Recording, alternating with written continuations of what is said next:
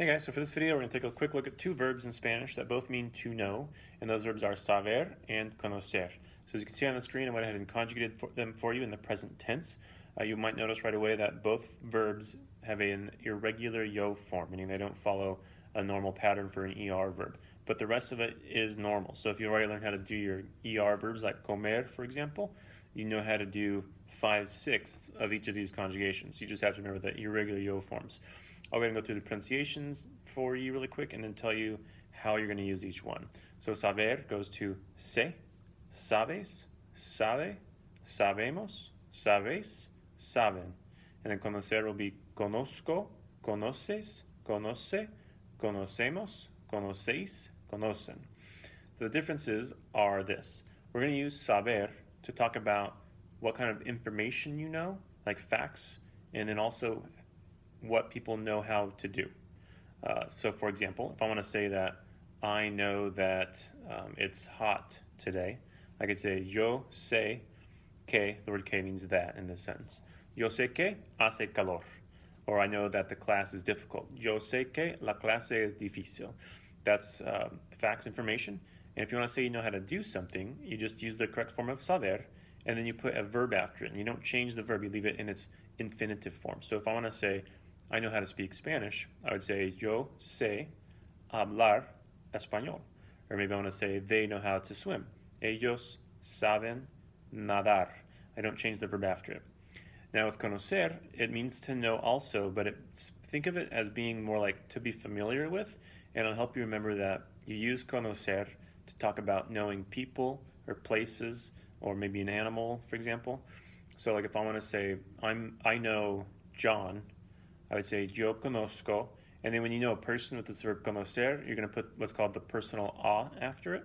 So it'll be yo conozco a Juan, or maybe they know Jim. Ellos conocen a Jim.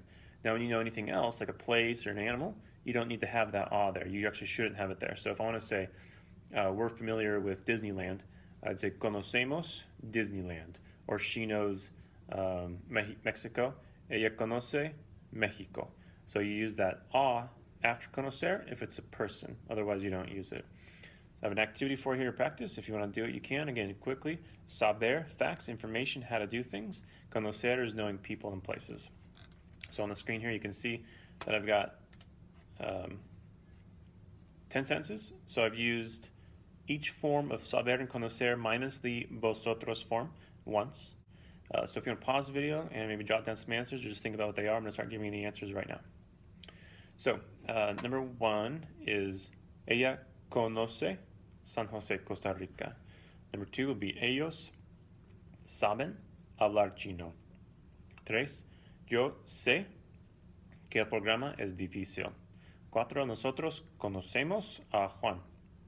Cinco, ¿conoces tú la ciudad? Do you know the city? Seis, Pablo y yo sabemos jugar al baloncesto.